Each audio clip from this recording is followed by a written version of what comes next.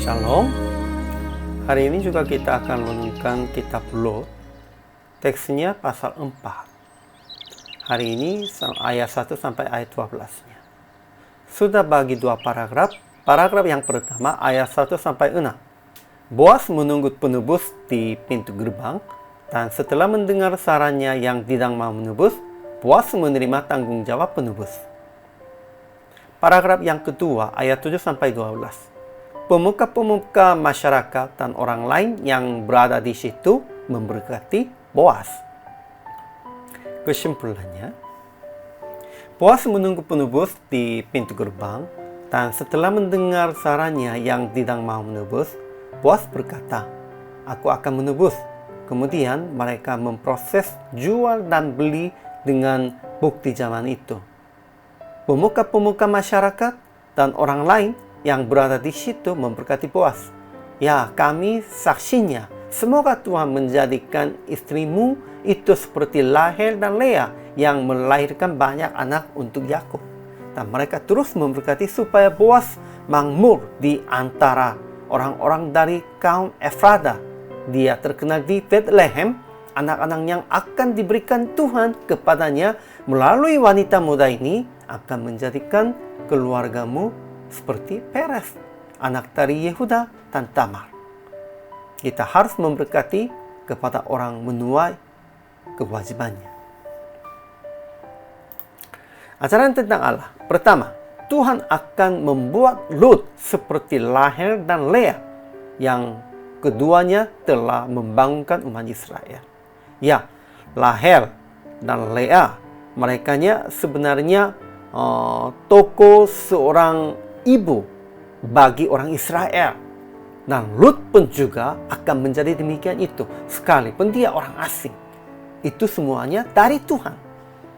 Kedua, Tuhan akan memberikan anak kepada Boas seperti keturunan Peres yang dilahirkan Tamar bagi Yehuda.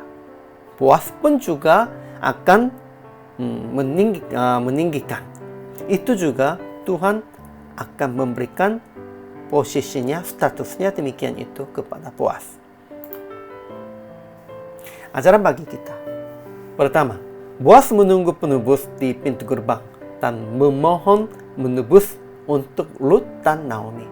Itu melihatkan kesetiaannya. Kedua, tidak dituliskan namanya yang keluarga lebih dekat daripada Boas, sebab dia tidak menanggung jawab sebagai penebus sebab takut dapat rugi.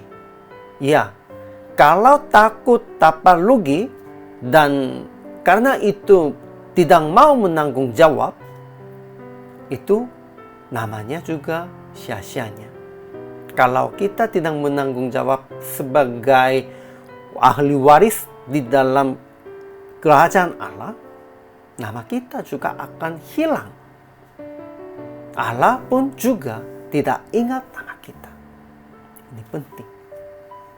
Ketiga, Boas menerima tanggung jawab sebagai penebus sekalipun akan merusakkan bilik pusakanya sendiri. Keempat, pemuka-pemuka masyarakat dan orang lain yang berada di situ memberkati Boas sebab dia menanggung jawab kewajiban sekalipun merusakkan bilik pusakanya sendiri. Aplikasinya, pertama, kita harus menanggung jawab tentang kewajiban dari Tuhan, sekalipun akan merusakkan bilik pusaka kita sendiri.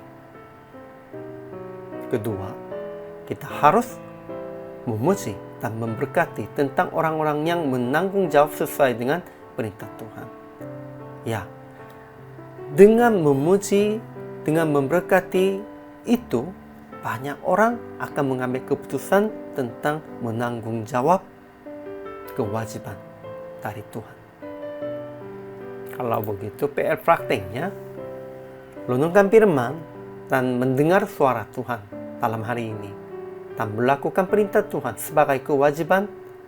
Itu bukan pilihan. Dan berkatilah semua orang yang melakukan sesuai dengan perintah Tuhan. Kamulah melakukan perintah Tuhan, dan berkatilah orang lain yang melakukan sesuai dengan perintah Tuhan. Hari ini juga Tuhan memberkati.